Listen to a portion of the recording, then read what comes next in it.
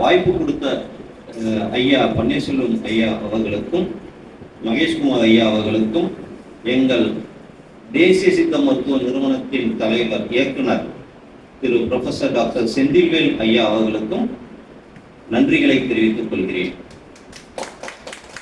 உடம்புல இருக்க செல் வந்து அதனுடைய டிஎன்ஏ உடைய திடீரென மாற்றம் அடைந்து அளவுக்கு அதிகமாக பெருகி ஒரு இடத்திலோ அந்த உறுப்பிலோ அளவு கடந்து கட்டுப்பாடின்றி வளர்ந்து பெருகுவதுதான் கேன்சர் செல்.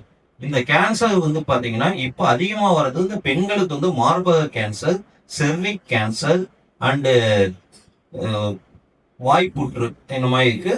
அடுத்து வந்து ஆண்களுக்கு வந்து prostate cancer and pancreatic cancer வருது. ஆண் பெண் இருபாலருக்கும் பார்த்தீங்கன்னா குடல் கேன்சர், வாய் கேன்சர், புகையிலை பயன்படுத்துறவங்களுக்கு, சிகரெட் பீடி குடிக்கிறவங்களுக்கு வந்து வாயில தொண்டையில கேன்சர் வருது, நுரையீரல்ல கேன்சர் வருது, லிவர், இந்த மாதிரி கேன்சர் நிறைய வருது.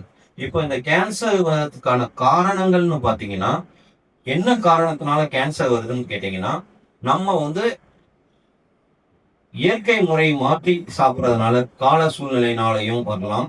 ஒரு இடத்துல தொடர்ந்து இரிட்டேஷன் கொடுக்கறதுனாலையும் வரலாம். இப்போ புகையில போடும்போது அந்த இடத்துல அந்த செல்ஸ் வந்து வருட கணக்கில் போடும்போது புகையில அடக்கி வச்சிருக்கும் போது அந்த வாயில வந்து அந்த செல்ஸ் வந்து நாள்பட அரிக்கப்பட்டு அந்த இடத்துல கேன்சரா வரலாம். அடுத்து வந்து வைரஸ்னால வரலாம். ஹெச்ஐவி வைரஸ்னால கேன்சர் வருது. இந்த ஹெப்படைட்டிஸ் பி, அந்த ஹெச்பிஎஸ்சிஹெச்னு சொல்லுவோம். அந்த ஹெப்படைட்டிஸ் பி வந்து மஞ்சக்காமாலை பி, அந்த மோசமான டைப், அது வந்து அந்த வைரஸ்னால லிவர் கேன்சர் வரலாம். அடுத்து வந்து இந்த பெண்களுக்கு வந்து கர்ப்பப்பை வாய் புற்று வரதுக்கான காரணம் வந்து ஹியூமன் பேப்பிலோமா வைரஸ்னு ஒரு வைரஸ். நம்ம அந்த வைரஸ் ஹியூமன் பேப்பிலோமா வைரஸ் வந்து அந்த பெண்களுக்கு வந்து கர்ப்பப்பை வாய் புற்று வரதுக்கான காரணங்கள். இந்த மாதிரி வைரஸ், உணவு பழக்க முறைகள், ஃபாஸ்ட் ஃபுட்டு, அதிக உடம்பு பருமனா இருக்கிறது. அடுத்தது வந்து பாத்தீங்கன்னா காஸ்மெட்டிக், நிறைய இந்த ரசாயனம் கலந்த கலவைகளை யூஸ் பண்றது, ஹேர் டை அடிக்கிறது, இந்த மாதிரி நிறைய விஷயங்கள் வந்து இயற்கைக்கு மாறாக நாம போகும்போது தான் கேன்சர் வருது.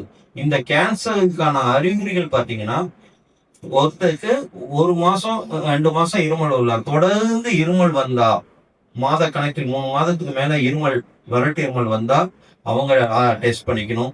திடீர் என்ற தோல்ல மச்சமோ மருவோ பெருசா வளர்ந்துட்டு இருந்தாலோ, இல்ல கட்டி லிம்ஃப் நோட், நிணநீர் முடிச்சுன்னு சொல்லுவாங்க, லிம்ஃப் நோடு இந்த ஆக்சிலா அக்கல்லையோ கழுத்துலையோ இல்ல வயிற்றுலையோ கட்டி, சின்னதா கட்டி வந்து பெருசா அது கட்டி நாளுக்கு நாள் வளர்ந்துட்டு இருந்தாலோ, மார்பக புற்று, லேடிஸ் வந்து 35 வயசுக்கு மேல வந்து சுயமா டெஸ்ட் பண்ணிக்கணும். ஏதாவது சின்ன முகப்பரு அளவுக்கு ஒரு கட்டி உருவாகும் போதே, அடுத்து வந்து 2 பக்கம் பிரஸ்டும் லேடிஸ் நிறைய பேர் இருக்கீங்க, அந்த சின்னதா கட்டி இருக்கும் போதே அந்த கட்டியை மட்டும் எடுத்தா போதும். அது வந்து stage 1, stage 2, stage 3, stage 4, stage 4க்கு மேல போயிட்டா, 2க்கு மேல போனாவே ஆபத்து. அப்பதான் அந்த மார்பு பிரஸ்டையே எடுத்துட்டு chemotherapy, radiation therapy, hormone therapy, target therapy, இந்த மாதிரி நிறைய பண்றாங்க.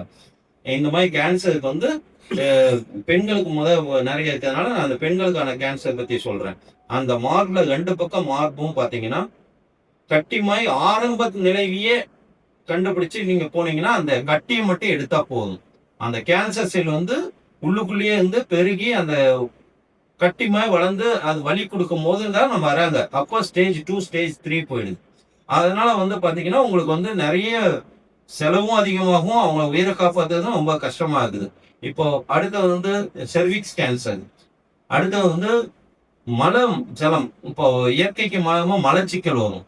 இயற்கைக்கு மலச்சிக்கல் வந்தா, இல்லைன்னா மலம் போகும்போது அதுல வந்து பிளட்டு, ப்ளீடிங் ஃபார் ரெக்டம்னு சொல்லுவோம், பிளட் வந்ததுன்னா, இல்லைன்னா யூரின் போகும்போது பிளட் வந்ததுன்னா, இல்ல வாயில பிளட் வந்ததுன்னா, இயற்கை மாய் உடம்புல எங்கேயாவது கட்டி மாய் வளர்ச்சி வந்தா, தோல் நிறம் மாறினா, இதெல்லாம் வந்து கேன்சருக்கான அறிகுறிகள்.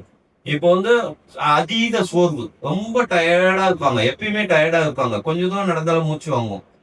அனிமியா இருந்தாலும் அந்த மாதிரி கேன்சர் அது வாய்ப்பு. இந்த மாதிரி, அதாவது அதிலும் ஒரு வகை, நிறைய வகையான அனிமியா இருக்கு. ரத்த சோகை சொல்லுவாங்க. அது வந்து பாத்தீங்கன்னா பிளட் கேன்சருக்கும் கண்டுபிடிக்கிறதுக்கு வந்து பிளட் டெஸ்ட் பண்ணதான் கண்டுபிடிக்க முடியும். இப்போ தற்காலத்தில் வந்து கேன்சர் கண்டுபிடிக்கிறதுக்கு நிறைய ரத்த பரிசோதனைகள், ஸ்கேனு, மேமோகிராம், பிரஸ்ட் கேன்சர் கண்டுபிடிக்கிறதுக்கு மேமோகிராம், எல்லாமே நிறைய ஸ்கேன் ரத்த பரிசோதனை எல்லாம் வந்துச்சு. அது வந்து நம்ம அலோபதி மருத்துவர்களாகட்டும், ஆயுஷ் மருத்துவர்களாகட்டும், சித்த மருத்துவர்களாகட்டும், நீங்க வந்து ஆரம்பத்திலேயே உங்களுடைய குடும்ப டாக்டரை சந்தித்து அதை வந்து டெஸ்ட் பண்ணிக்கணும். உடல்ல வந்து ஏதாவது நமக்கு இயற்கைக்கு மாறா ஒரு 2 மாசத்துக்கு மேல தொந்தரவுகள் இருந்தா அது கேன்சராக இருக்கிறதுக்கு வாய்ப்பு இருக்கு.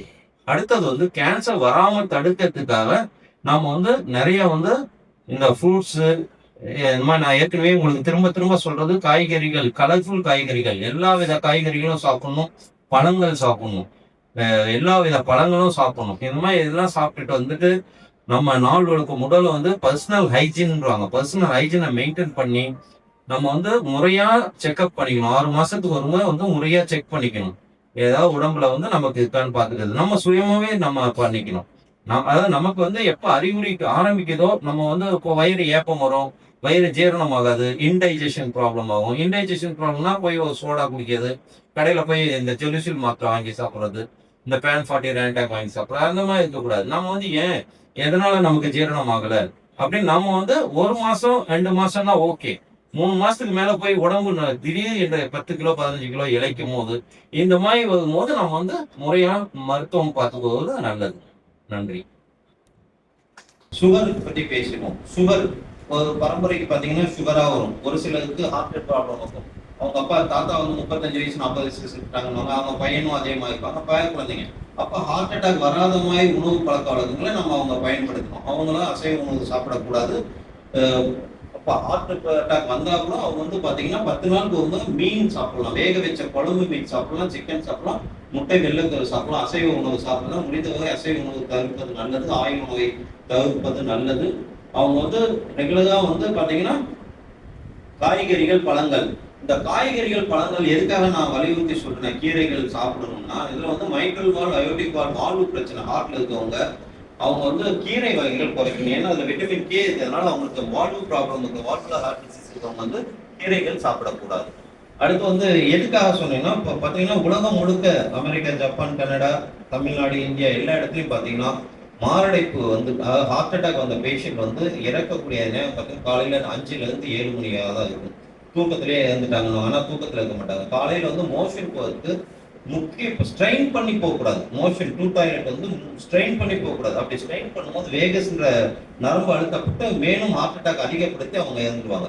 அப்போ அந்த காய்கறிகள், கீரைகள், பழங்கள் நீங்க மத்தியானத்துல எடுத்துக்கும் போது அந்த ஃபைபர் நார்ச்சத்து உள்ளது உங்களுக்கு வந்து அடுத்த நாள் காலையில மோஷன் ஃப்ரீயா போகும். மோஷன் வந்து 1 நாள் 2 நாள் போகலனாலும் ப்ராப்ளம் இல்லை, ஆனா ஸ்ட்ரெயின் பண்ணி போகக்கூடாது. அதுதான் மிக முக்கியம்.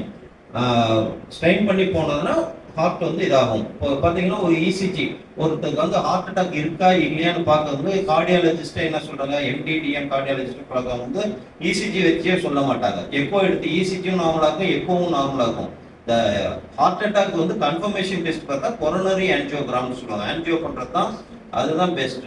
சப்போஸ் ஆன்ஜியோ பண்றதுக்கு முன்னாடி ட்ரெட்மில் டெஸ்ட் எக்ஸசைஸ் இசிஜின்னு சொல்லுவாங்க. அது பார்த்தீங்கன்னா ட்ரெட்மில் டெஸ்ட் எக்ஸசைஸ் யாராவது பண்ணியிருக்கீங்களா இங்கே இருக்கவங்கள? பார்த்தீங்கன்னா உங்களுக்கு உங்களுக்குலாம் தெரியும். இந்த ஒயர் கட்டிட்டு நடக்க வைப்பாங்க, அடுத்து கொஞ்சம் வேகமாக நடக்க வைப்பாங்க, அடுத்து அந்த ட்ரெட்மில் மிஷின் மேலே ஏறும், மலையில ஏறுற மாதிரி வேகமாக ஓட சொல்லுவாங்க. எந்த ஸ்டேஜில் உங்களால் படப்படப்போ, நெஞ்சு வலியோ, மூச்சு வாங்க நிறுத்துங்கன்னு. அதாவது ஹார்ட்டை வந்து ஸ்ட்ரெஸ் பண்றாங்க, இன்டியூஸ் பண்றாங்க. நம்ம வேகமாக நடக்கும்போது ஹார்ட் ரேட் அதிகமாகும். அப்படி இருக்கும்போது அந்த கொரோனரி ஆர்டரியில் வந்து பிளாக். இப்போ பார்த்தீங்கன்னா இந்த கொரோனரி ஆர்டரின்றது வந்து பார்த்தீங்கன்னா இதுதான் இதயம்னா வலது பக்க ரத்த குழாய், இடது பக்க ரத்த குழாய், இடது பக்க சர்க்கம்ஃப்ளக்ஸ் ரத்த குழாய். இந்த 3 பெரிய ரத்த குழாயில வரக்கூடியதுதான் இதயமும் மாரடைப்பும் சொல்லி நான் ஒரு புக் எழுதியிருக்கேன். வானதி பதிப்பகம்ல கிடைக்கும். 100 ரூபாய் தான் விலை. அதை வாங்கி பாருங்க, படிங்க. யூடியூப் சேனல் கூட இருக்கு. டாக்டர் கோல்டு எஸ்கேன்னு போட்டீங்கன்னா வரும். DOCTOR doctor DOCTOR doctor gold GOLD gold SK Sampathrani Karunakaran எங்க அப்பா அம்மா பேர். இந்த டாக்டர் கோல்டு எஸ்கே அதில் வந்து நான் வந்து ஹார்ட் அட்டாக் வராமல் தடுக்குது எப்படின்னு நான் பேசியிருப்பேன். ஐயா பிரசிடென்ட் ஐயாவுக்கு நான் ஷேர் பண்ணுறேன், நீங்கள் பாருங்கள். இது வந்து யூடியூப்ல வந்து பணம் சம்பாதிக்கவோ இல்லை பேர் புகழ் வாங்குறதுக்காகவோ இல்லை. நான் எடுத்திருக்க டாபிக் எல்லாம் பார்த்தீங்கன்னா லட்சக்கணக்கில் செலவாகக்கூடியது தான் நான் எடுத்திருப்பேன். ஹார்ட் அட்டாக் புக்கு வந்து இதயமும் மாரடைப்பும் 2016 எழுதினேன். ஏன்னா இளமையில என்னுடைய அத்தை பையன், எங்கள் மாமா, அண்ட் என் நண்பர்கள் MBBS MD doctor Muthuraman, doctor Thiruma neuro surgery இவங்கெல்லாம் 45 வயசுலேருந்து 46 இறந்தவங்க 4 பேர். அதனால தான் அந்த புக் எழுதினேன் 2016. அடுத்து வந்து மேல் இன்ஃபர்டிலிட்டி, குழந்தை இல்லாமல் லட்சக்கணக்கில் 10 லட்சம் இருந்தாங்க, 5 லட்சம் 10 லட்சம்னாங்க, இப்போ 15 லட்சம் ஆகுது குழந்தைகளுக்கு. மேல் இன்ஃபர்டிலிட்டி, மேல் இன்ஃபர்டிலிட்டி வந்து பார்க்கும்போது குழந்தை இல்லாமல் இருக்கிறதுக்கு ஆண் காரணமாக இருந்தாலும் பெண்களுக்கு தான் ஊசி அதிகமாக இருக்கு, செலவுகளும் அதிகம். ஸோ அதுக்கு ஒரு புக் எழுதியிருக்கேன், ஆண் வளரும் நீக்கும் மருத்துவம். தமிழக அரசு தமிழ் வளர்ச்சித்துறையில அந்த புக்குக்கு அவார்டு கொடுத்தாங்க. மாண்புமிகு தங்கம் தென்னரசு தமிழ் வளர்ச்சித்துறை அமைச்சராக இருந்தார், அவர் கையால் வந்து புக்கு அவார்டு வாங்கினேன். அது வந்து பெருமையான விஷயம். அதாவது குழந்தை இல்லாமல் இருக்கவங்களுக்காக அந்த புக் எழுதினேன். அடுத்தது வந்து இப்போ வந்து HIV எய்ட்ஸ் வந்து ஒரு மெடிசன் வந்து ஆன்டி ரேட்ரோ தெரப்பி கொடுக்குறாங்க. எய்ட்ஸ் HIVக்கு வந்து ஒரு மெடிசன் நான் கண்டுபிடிச்சிருக்கேன், தேவச்சூரணம், DEVA, தேவச்சூரணம் சொல்லி நீங்க கூகுள் பண்ணீங்கன்னா உங்களுக்கு வரும். சித்த மருத்துவப்படி ஒன்றும் இல்லை, தேவச்சூரணம், DEVA, தேவ CHOORANAM, தேவச்சூரணம். இல்லை, ஹார்ட் அட்டாக் வராம தடுக்கணும் உலகம் முழுக்க இருக்க மக்கள். அடுத்தது வந்து குழந்தை இல்லாமல் இருக்கவங்களுக்கு வந்து என்ன காரணத்தினால இருக்குன்னு சொல்லி அதுவும் ஒரு 110 பக்கத்துக்கு எழுதியிருக்க அந்த புக்கு. ஆண் மலரும் நீக்கும் மருத்துவமனையும். இந்த HIV-க்கும் வெட்டை மேகம் தேய்வு நோய்னு சொல்லி ஒரு புக் எழுதியிருக்கேன். JIC சித்தா மெடிக்கல் காலேஜில் பிரின்சிபல் இருக்கும்போது அந்த புக் எழுதினேன். அதுக்கெல்லாம் no BP, no tension, no BP, no alcohol, no smoking, be happy, happy life ஆகுங்க. டேக் எனி டவுட் இருந்தால் கேளுங்க. தேங்க்யூ, நன்றி, வணக்கம்.